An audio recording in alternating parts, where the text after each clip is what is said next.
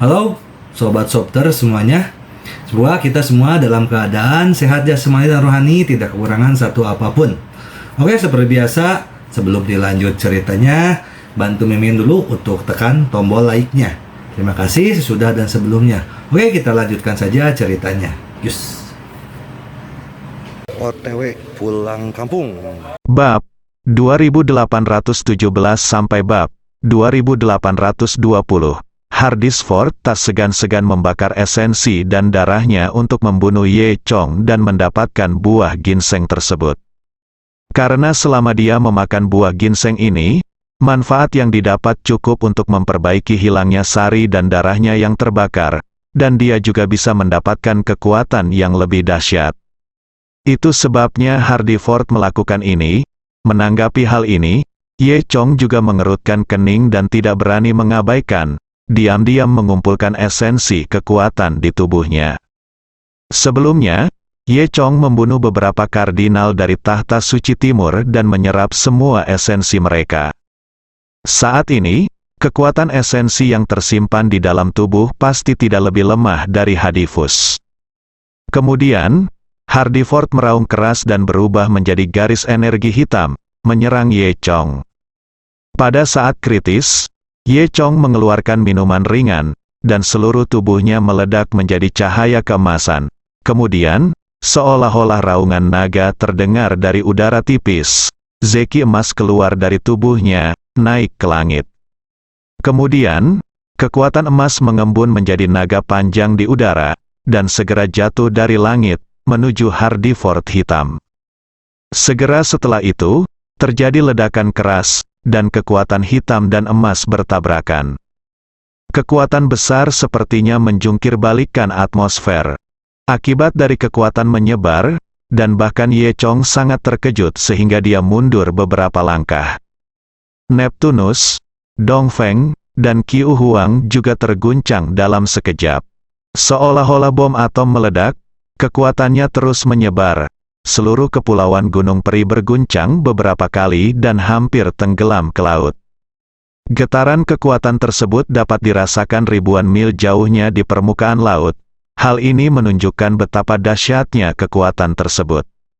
Itu berlangsung selama setengah menit sebelum kekuatan yang dihasilkan berangsur-angsur hilang. Pada saat ini, melihat sekeliling semua orang, semuanya berantakan. Namun pohon buah ginseng yang paling dikhawatirkan semua orang berhasil diselamatkan dari dampak kekuatan ini tanpa kerusakan apapun. Namun, jumlah buah di atasnya awalnya 32, tetapi sekarang ada satu buah yang rontok, menjadikannya 31. Dan bila buah ginseng bersentuhan dengan tanah, ia akan membenamkan diri ke dalam tanah dan menghilang. Buah ginseng hilang sia-sia, dan semua orang diam-diam mengungkapkan penyesalannya. Ye Chong baru saja memompa semua kekuatan esensi di tubuhnya, dan kekuatannya sangat mencengangkan. Setelah debu mengendap, bayangan hitam jatuh ke tanah dengan keras, bergerak 2 kali, dan tidak pernah bergerak lagi. Mati saja, Hades Hadifusi, baru saja meninggal. Dan setelah Ye Chong baru saja meledakkan semua kekuatan esensinya, itu juga merupakan kerugian besar bagi tubuhnya. Dia mengambil napas dalam-dalam beberapa kali sebelum dia bisa mengatur napas. Melihat tubuh Hardiford, Dongfeng, Qiu Huang, dan Neptunus, yang berdiri di samping, semuanya tercengang. Dongfeng hanya bisa mengagumi. Apakah ini kekuatan sebenarnya dari Kaisar Pedang? Dia memang tak terkalahkan. Pukulan tadi sangat kuat. Sepertinya kita masih belum mengetahui kekuatan sebenarnya dari Kaisar Pedang, itu terlalu kuat. Raja Laut Pormisiden tidak akan pernah menyangka bahwa Hades Hadifus yang agung akan terbunuh, dan mati dengan mengenaskan.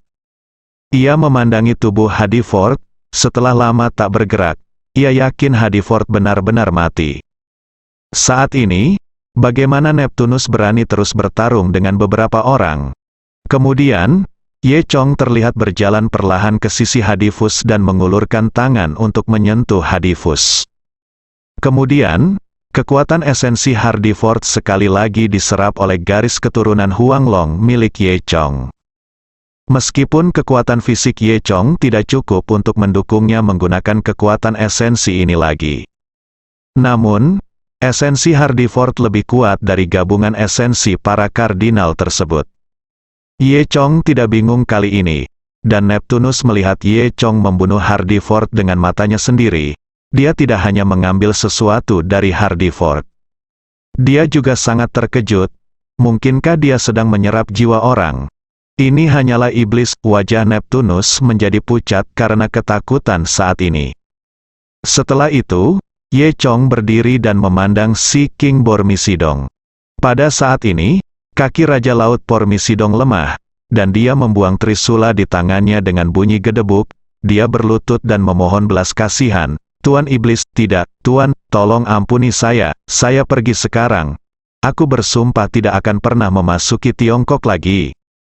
Ye Chong sangat ingin membunuh saat ini, dan berkata, siapapun yang berani datang untuk merampok pohon buah ginseng, semua orang sudah mati, sekarang hanya kamu yang hilang, aku akan membunuhmu.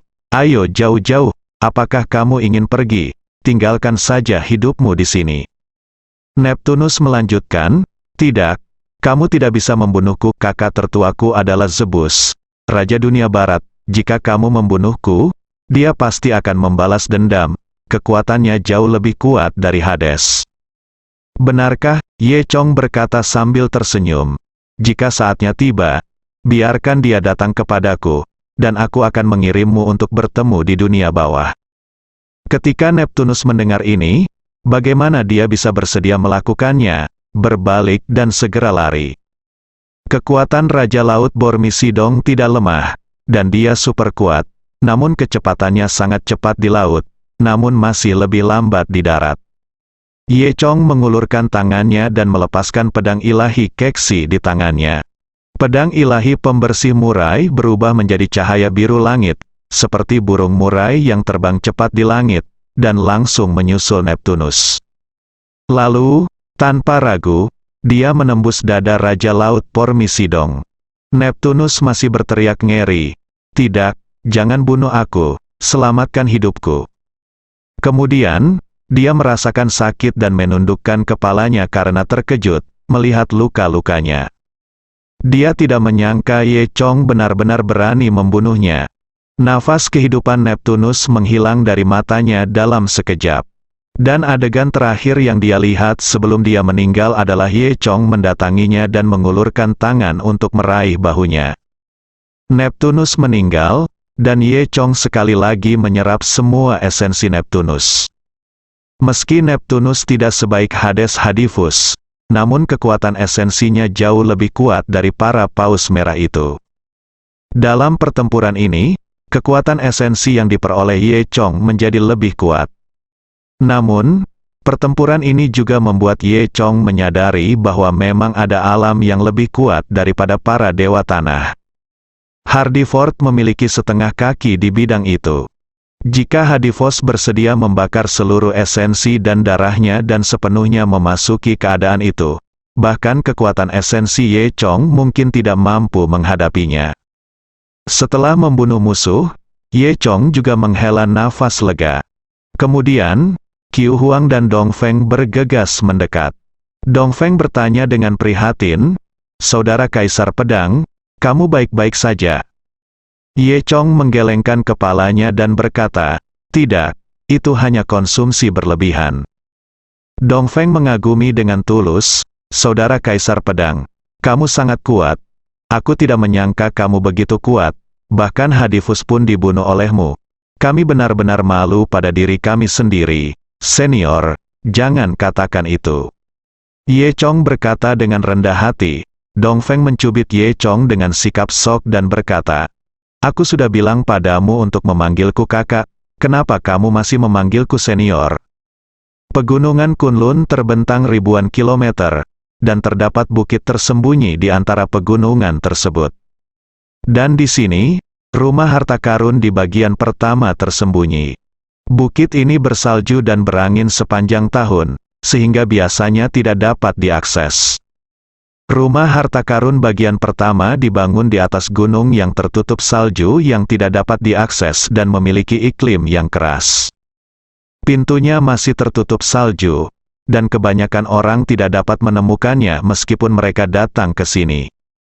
Terlebih lagi, tidak ada yang datang ke sini sama sekali, dan ada lebih dari selusin master bersembunyi di sekitar rumah harta karun, menjaganya sepanjang tahun. Ini menunjukkan betapa pentingnya saluran pertama melekat pada tempat ini. Selain itu, ada tindakan alarm yang sangat lengkap di sini. Setiap kali seseorang menerobos, tidak peduli seberapa kuat lawannya, alarm akan terpicu. Orang-orang di markas saluran pertama akan segera mengetahuinya, dan Zhao Sanhe serta yang lainnya di Gunung Kunlun juga akan segera bergegas. Oleh karena itu, biasanya, sangat mustahil untuk membobol rumah harta karun di bagian pertama. Tapi sekarang ada peluang sempurna. Karena saat ini sebagian besar pasukan elit di saluran pertama telah dikerahkan untuk melindungi pohon buah ginseng, sehingga tempatnya sekarang sangat kosong. Sekarang, ketika pertempuran terakhir untuk buah ginseng tiba, semuanya telah diselesaikan, dan Zhu Jiayin bebas. Sebagian besar master di saluran pertama mengikuti Zhao Sanhe untuk melakukan tugas. Misi Zhu Jiayin sekarang adalah melindungi rumah harta karun. Secara umum, tidak ada yang berbahaya di sini, jadi Zhu Jiayin sangat lega dan menganggapnya sebagai kunjungan dan kesenangan di sini, dan bahkan mengundang Zhou Qiong untuk bermain dengannya. Zhu Jiayin sekarang memiliki hubungan yang sangat baik dengan peri pedang kecil Zhou Qiong. Dia mengajak Zhou Qiong dan mereka berdua mengunjungi rumah harta karun di bagian pertama. Logikanya, orang luar pada umumnya tidak diperbolehkan membawa ke dalam rumah harta karun. Zhu Jiayin ini bisa dikatakan melanggar hukum demi keuntungan pribadi. Rumah harta karun di lorong pertama tidak hanya letaknya secara rahasia, tetapi juga dijaga sangat ketat. Terdapat ahli di setiap tingkatan dari dalam hingga luar. Yang tersembunyi di dalam rumah harta karun ini adalah rahasia tercanggih tentang Tiongkok. Bahkan masih banyak misteri yang masih belum terpecahkan. Zhou Qiong juga datang ke tempat ini untuk pertama kalinya dan tertarik dengan apa yang ada di dalamnya. Kedua adik perempuan itu mengagumi rumah harta karun itu. Tak satu pun dari mereka menyadari bahwa sesuatu telah terjadi di luar. Di es dan salju di luar rumah harta karun, awalnya ada beberapa master yang bersembunyi di kegelapan. Mereka adalah penjaga tingkat pertama dari rumah harta karun. Pada saat ini, semua master ini telah ditemukan dan jatuh ke tanah dalam keadaan mati. Kekuatan mereka berada pada level master, tetapi mereka dengan mudah dipukuli sampai mati. Dan sekelompok orang telah menyelinap ke dalam rumah harta karun. Salah satunya adalah wanita yang sangat menawan dan cantik. Sedangkan yang lainnya tidak memiliki anggota badan dan digendong di kursi sedan oleh 4 orang. Tidak lain adalah manusia hantu ular Sean dan sucubus Suangjing. Ternyata inilah tujuan sebenarnya dari kedua orang tersebut. Mereka memanfaatkan hari ini, ketika sebagian besar master di bagian pertama pergi untuk melindungi buah ginseng, untuk menyerbu rumah harta karun di bagian pertama. Sucubus Suangjing dan ular manusia Sean telah memasuki rumah harta karun. Setelah mereka masuk, mereka melewati koridor panjang dengan lampu pijar menyala. Namun lampunya tidak terlalu terang, seluruh koridor terasa gelap. Koridornya melengkung dan sangat sepi. Rombongan mereka berjalan di koridor dan mengeluarkan suara dah-dah. Wang Jing berjalan di depan dengan senyuman di wajahnya. Dia melihat lingkungan sekitarnya dengan hati-hati dan berkata dengan nada menghina, "Apakah ini tempat paling rahasia di lorong pertama? Tidak lebih dari itu." Setelah semua orang berjalan sekitar 500 meter, mereka sampai di sebuah rotunda. Rotunda terlihat kosong. Hanya ada beberapa elevator di sekeliling dinding aula, dan elevator mengarah langsung ke lantai bawah. Saat mereka berjalan menuju lobi, lift di sisi kiri dan kanan lobi juga naik secara bersamaan. Pintu terbuka, dan selusin penjaga keluar. Semuanya bergegas menuju Wang Jing, Sean, dan lainnya. Kekuatan orang-orang ini jauh lebih kuat daripada para penjaga di luar. Wang Jing tertawa dan berkata, "Tuan Xiaon, orang-orang ini diserahkan padamu." Xiaonian tidak sopan, tiba-tiba membuka mulutnya, dan mengeluarkan pedang panjang dari mulutnya. Kemudian, dalam waktu 3 menit, semua penjaga itu dibunuh oleh Sean. Penjaga rumah harta karun semuanya adalah elit yang dipilih dari bagian pertama, tetapi kekuatan 8 hantu iblis benar-benar menakutkan. Wang Jing melihat mayat di tanah dan hanya tersenyum, lalu dia dan Sean berjalan ke lift di seberang. Segera setelah itu, mereka naik lift dan sampai di bawah. Lift turun dengan cepat, dan rasanya seperti telah mencapai ratusan meter di bawah tanah sebelum berhenti. Kemudian pintu lift terbuka, segera setelah itu, yang terlihat masih berupa aula besar. Namun, kali ini, ada 7 atau 8 pintu berjejer di dinding aula. Setiap pintu terkunci. Wang Jing dan Xiaoen tahu bahwa di dalam setiap pintu di sini terdapat hal paling rahasia di Tiongkok. Tujuan mereka akan segera tercapai. Wang Jing tampaknya tidak tertarik dengan pintu lain, hanya menatap pintu terdalam, seolah-olah mereka tahu di mana yang mereka inginkan. Wang Jing dan Sean terlihat berjalan lurus menuju pintu kayu paling dalam. Pintu kayu yang terlihat kuno itu sangat lusuh dan terlihat sangat biasa saja. Jika orang awam melihatnya, barang-barang yang ada di dalam pintu ini seharusnya adalah yang paling tidak berharga. Namun kenyataannya tidak seperti ini. Kemudian, sucubus Wang Jing terlihat mendekati pintu kayu, meraih pegangannya dan menariknya keluar dengan kuat. Pintu kayu itu ternyata sedikit tidak bergerak. Wang Jing menggunakan seluruh kekuatannya untuk menarik keluar, tetapi pintu kayunya masih belum terbuka. Bahkan Wang Jing, bahkan Dewa Bumi sekalipun, tidak dapat menghancurkan pintu kayu ini. Hal ini menunjukkan bahwa pasti ada sesuatu yang istimewa dari pintu kayu ini. Kemudian, Wang Jing melihat ke arah Sean di belakangnya, tersenyum tipis, dan menjauh. Sean mendengus dan bersiul. Kemudian, saya melihat 4 zombie membawa sedan, menurunkan Sean, lalu keempat orang itu berdiri berjajar dan bergegas menuju pintu kayu. Hanya terdengar suara ledakan. Keempat orang ini semuanya monster dengan kekuatan aneh, begitu kuat hingga langsung mendobrak pintu kayu. Dalam sekejap, selusin master terbang keluar dari pintu kayu dan tiba-tiba menyerang Wang Jing dan ular manusia Xiao Xiao. Ternyata Zhu Jiayin dan Zhou Qiong sama-sama ada di sini. Mereka telah mengetahui bahwa itu telah ditangkap. Zhu Jiayin tahu betapa kuatnya lawannya, dan konfrontasi langsung tidak akan berhasil. Oleh karena itu, Zhu Jiayin mempersiapkan serangan mendadak dan mencoba membunuh kedua orang tersebut.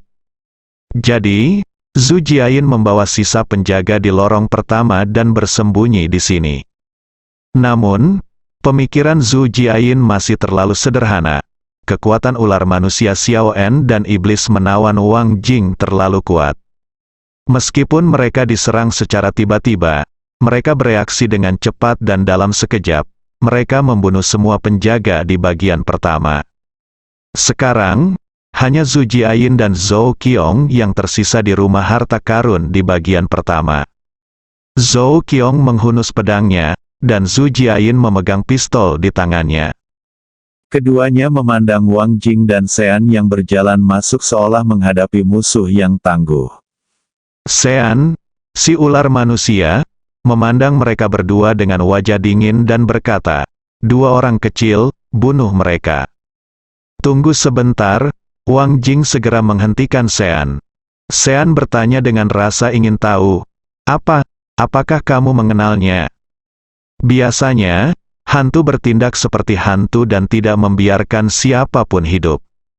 Wang Jing memandang Zhou Qiong, tersenyum sedikit, dan berkata, "Saya kenal gadis kecil ini, dia sepertinya ada hubungannya dengan Ye Chong.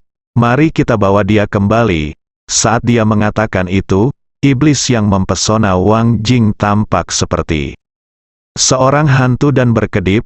Sementara itu, mereka sudah sampai di depan Zhu Jiayin dan Zhou Qiong. Ketika Zhou Qiong mengayunkan pedangnya dan bersiap untuk melawan, Wang Jing mengulurkan tangan dan meraih pergelangan tangan Zhou Qiong. Kemudian, tubuh Zhou Qiong menjadi mati rasa dan dia pingsan. Saat Zhu Jiayin ingin mengambil tindakan, Wang Jing menyerang dengan telapak tangannya dan memukul bahu Zhu Jiayin. Zhu Jiayin memuntahkan seteguk darah dan terlempar, dia jatuh ke dinding di belakang dan pingsan. Wang Jing mengira Zhu Jiayin sudah mati dan mengabaikannya. Kemudian, Wang Jing melemparkan Zhou Qiong ke arah pembawa dengan jentikan tangannya. Pembawanya begitu kuat sehingga dia menggendong Zhou Qiong semudah dia membawa seekor ayam. Kemudian, Wang Jing dan Sean melihat ke dalam rumah. Di dalam ruangan ini, ada deretan lemari pajangan dengan segala jenis harta karun langka di dalamnya. Ini semua adalah hal yang baik, dan beberapa di antaranya juga mengandung energi spiritual. Namun, Wang Jing tampaknya tidak tertarik dengan harta langka ini, dan dia langsung masuk ke dalam. Wang Jing melewati harta karun satu persatu, termasuk cangkang kura-kura berumur 1000 tahun, cermin bagua, dan kompas kuno yang berkarat. Tidak ada satupun yang menarik perhatian Wang Jing. Akhirnya, Wang Jing berhenti di bagian paling dalam dari etalase. Dia melihat sesuatu dengan ekspresi bersemangat di wajahnya. Itu adalah potongan bambu kuno, dan benang pada potongan bambu tersebut hampir putus. Dari kulit terluar potongan bambu tersebut juga terlihat beberapa tulisan yang sangat kuno. Kemudian, Wang Jing tersenyum, ditemukan, saat dia mengatakan itu, dia mengulurkan tangannya dan meraih potongan bambu. Kemudian, dia berjalan kembali ke Sean dan tersenyum. Sean, kita bisa mundur. Pada saat yang sama, di sisi lain, pertempuran besar untuk melindungi harta karun telah berakhir. Bisa dikatakan pasukan asing mengalami kerugian yang cukup besar dari atas hingga bawah. Namun, cakupan perang ini menggerakkan seluruh dunia. Bagaimanapun, energi spiritual bumi telah habis selama ribuan tahun, dan kemunculan harta karun tersebut tentu saja akan menarik ketamakan banyak kekuatan asing. Oleh karena itu, pertempuran ini mempengaruhi hampir sepertiga master di bumi. Namun di Tiongkok, hal ini tidak mungkin dilakukan secara liar. Sebagian besar tuan asing yang datang ke sini tewas di medan perang Tiongkok, dan mereka yang berhasil melarikan diri setelah kalah dianggap beruntung. Setelah semua master terkuat dibunuh oleh Ye Chong, pertempuran akhirnya berakhir. Pada saat ini, Lin Long dan Macan Berbintik juga berkumpul di Kepulauan Gunung Peri bersama semua orang dari dunia seni bela diri yang telah memenangkan pertempuran. Lalu semua orang melihat pohon buah ginseng, bahkan orang-orang biasa di Sekte Yinwu. Meskipun mereka tidak dapat melihat energi spiritual yang dimuntahkan, ketika mereka melihat pohon buah ginseng, mereka masih dapat merasakan bahwa itu adalah hal yang baik, dan mereka dapat memakan ramuan yang dapat memperpanjang umur. Semua orang memandang pohon buah ginseng ini dengan rasa iri. Inilah yang mereka pertahankan. Bahkan ada yang terlihat serakah, kalau bisa mendapatkannya pasti senang. Namun, mereka ketakutan saat melihat Ye Chong berjaga di sana dengan mayat beberapa orang asing yang terbunuh di kakinya. Lin Long dan Spotted Tiger segera melangkah maju dan memberi hormat pada Dong Feng dan Qiu Huang. Kedua orang ini bisa dibilang sebagai senior dari Lin Long dan Spotted Tiger. Di sisi lain, pertarungan Zhao Sanhe juga berakhir, namun Zhao Sanhe tidak datang. Karena Zhao Sanhe langsung tahu bahwa rumah harta karun di lorong pertama telah diserang. Namun, dia masih berada di tengah pertempuran saat itu dan tidak bisa melarikan diri. Zhao Sanhe telah menyadari pada saat itu bahwa seseorang pasti telah memanfaatkan kekacauan tersebut dan menyerang rumah harta karun di perjalanan pertama mereka. Setelah Zhao Sanhe mengalahkan lawannya, dia tidak punya waktu untuk melihat Kepulauan Xianshan, jadi dia segera bergegas kembali ke arah rumah harta karun. Saat ini, banyak master dari dunia seni bela diri berkumpul di Kepulauan Xianshan. Tentu saja, tidak ada orang dari keluarga dunia tersembunyi di sini. Jika orang-orang dari keluarga dunia tersembunyi juga ada di sana, maka seluruh dunia seni bela diri Tiongkok hampir tiba. Qiu Feng menghampiri Ye Chong dan berkata kepada semua orang, "Terima kasih telah melindungi harta Tiongkok kami. Perlindungan harta karun hari ini berhasil.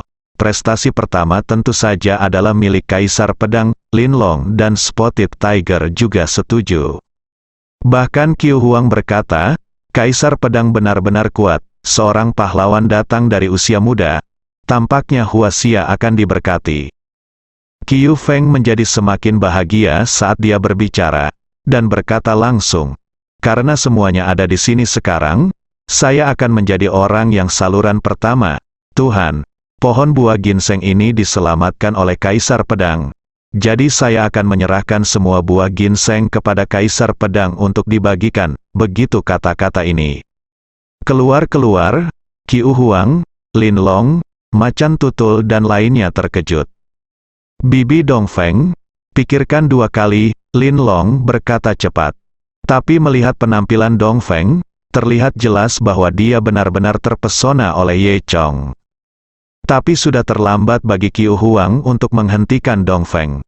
Kata-kata telah diucapkan, dan Dongfeng adalah senior di saluran pertama, apalagi yang bisa dikatakan orang lain. Ye Chong merasa lucu di hatinya saat melihat cara orang-orang ini ragu-ragu untuk berbicara. Kemudian, Ye Chong berkata, "Oke, karena semua orang mempercayai saya dan menyerahkan keputusan kepada saya, maka saya akan membuat keputusan. Faktanya, semua orang tahu bahwa semakin banyak hal semacam ini, semakin baik. Jika Anda makanlah semua buah ginseng ini, maka manfaatnya juga sangat besar." Semua orang menunjukkan tatapan iri dan iri, meskipun mereka sedikit tidak yakin. Melihat semua orang di saluran pertama setuju dengan distribusi Ye Chong, mereka tentu saja tidak berani keberatan. Beberapa orang melihat buah ginseng ini dan hampir ngiler. Namun, semua orang juga tahu bahwa pertempuran barusan pada dasarnya adalah penghargaan dari Kaisar Pedang, jadi tentu saja mereka tidak berani menerima pujian. Pada saat ini, Dongfeng datang ke telinga Ye Chong sambil tersenyum dan berbisik kepada Ye Chong, "Hehe, saudara Kaisar Pedang, kamu benar melakukan ini. Ketika aku punya waktu, aku akan pergi ke rumahmu sebagai tamu dan masuk komunikasi mendalam denganmu. Tunggu, lalu kamu bisa mentraktirku dengan buah ginseng." Setelah mendengar ini, Ye Chong juga tidak bisa tertawa atau menangis. Kemudian, Ye Chong berkata, "Saya hanya ingin 5 buah ginseng ini, 5 lainnya akan dibagikan kepada semua orang yang berkontribusi kali ini. Sisanya akan diberikan ke saluran pertama dan disediakan untuk mereka yang lebih membutuhkannya." Setelah mendengar ini, semua orang tercengang, mengira mereka salah dengar. Apakah ini nyata? Apakah ada orang yang begitu bermurah hati dalam menghadapi kepentingan seperti itu? "Kamu hanya ingin 5 dan memberi kami sisanya. Mengapa ini sangat memalukan?" kata Dongfeng. Ye Chong tersenyum dan berkata, "Meskipun buah ginseng ini adalah hal yang baik, ini bukan kemajuan besar bagi saya. Saya pikir jika saya memberikannya kepada Anda, mungkin dapat mengolah lebih banyak dewa tanah untuk dunia seni bela diri Tiongkok. Sekarang energi spiritual sudah pulih. Kekuatan asing mengincarnya, dan kita membutuhkan kekuatan yang lebih kuat." Setelah pertempuran untuk mempertahankan harta karun ini, Ye Chong juga mengetahui bahwa kekuatan satu orang tidak pernah cukup. Dalam pertempuran ini, meskipun Ye Chong dan yang lainnya memainkan peran yang menentukan di final yang penting, berkat orang-orang seni bela diri yang diorganisir oleh saluran pertama mereka mampu melawan sebagian besar prajurit asing. Kalau tidak, orang-orang itu akan bergegas seperti semut, dan akan sangat sulit menghadapinya. Oleh karena itu, Ye Chong juga menyadari kekuatan persatuan. "Saya khawatir ke depannya dunia bela diri Tiongkok tidak akan menjadi urusannya sendiri dan sangat membutuhkan kekuatan yang kuat. Oleh karena itu, kini Ye Chong juga membutuhkan tim yang sangat kuat untuk bekerja sama. Ye Chong melanjutkan, kali ini, meskipun dunia seni bela diri Tiongkok telah mengumpulkan banyak kekuatan, keluarga Yinsi tidak berpartisipasi. Faktanya, keluarga Yinsi memiliki posisi penting di dunia seni bela diri Tiongkok, dan kekuatan mereka akan menjadi sangat diperlukan di masa depan.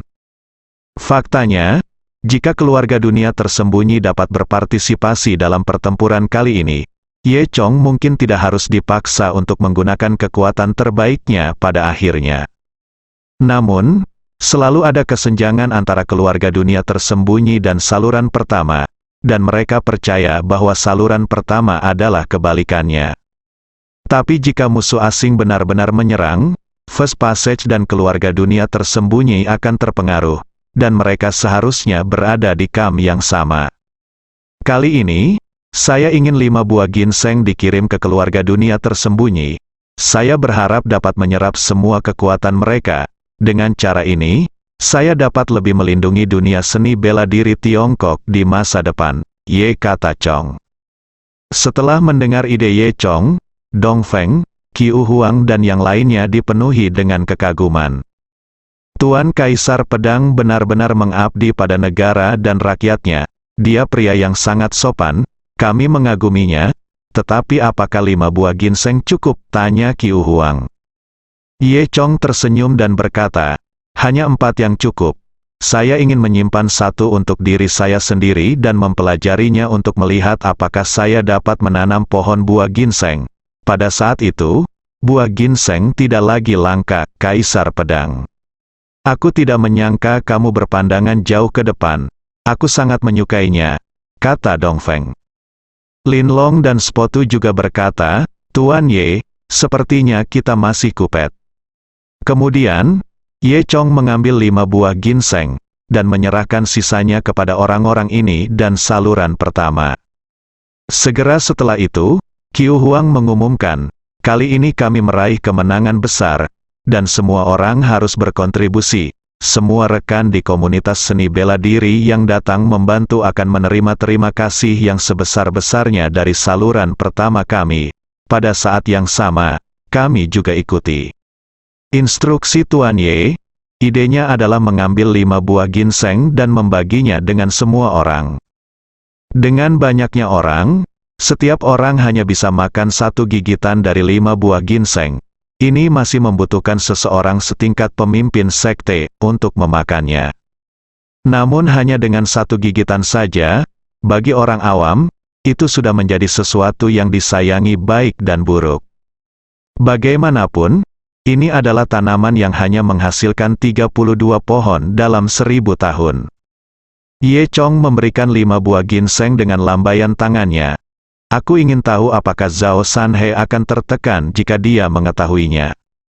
Setelah itu, Qiu Huang mengatur agar Lin Long dan Spotu menangani masalah tindak lanjut di sini, dan keduanya membawa Ye Chong kembali ke bagian pertama. Ketika mereka bertiga kembali ke lorong pertama, Dongfeng masih sangat aneh. Kalian beritahu saya, bocah itu Zhao Sanhe.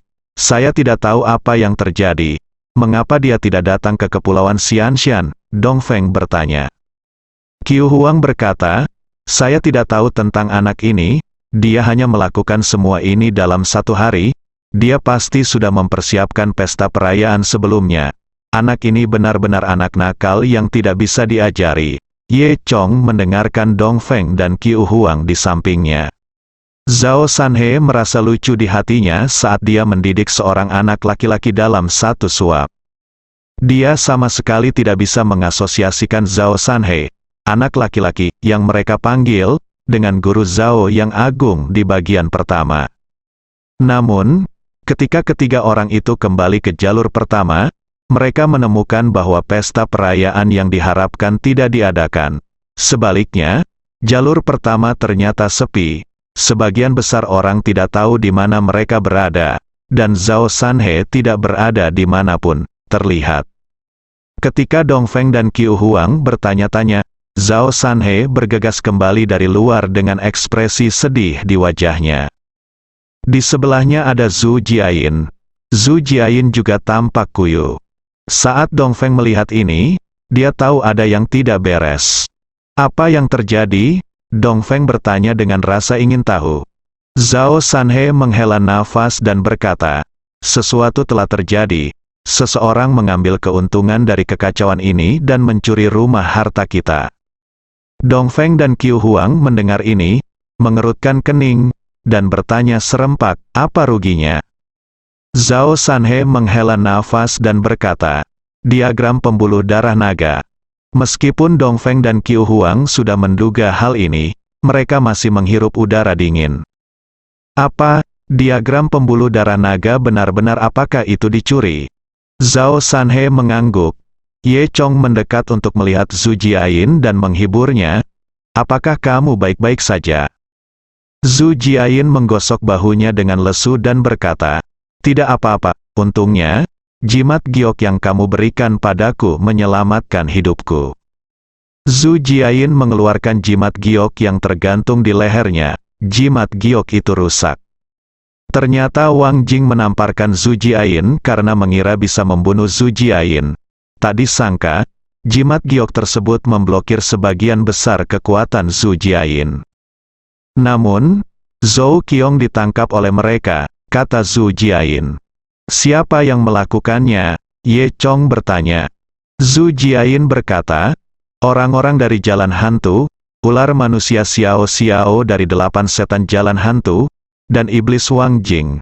Saya tidak menyangka kali ini, jalan hantu akan memanfaatkan kesempatan kita untuk melindungi harta karun dan datang untuk mencuri rumah harta karun kita.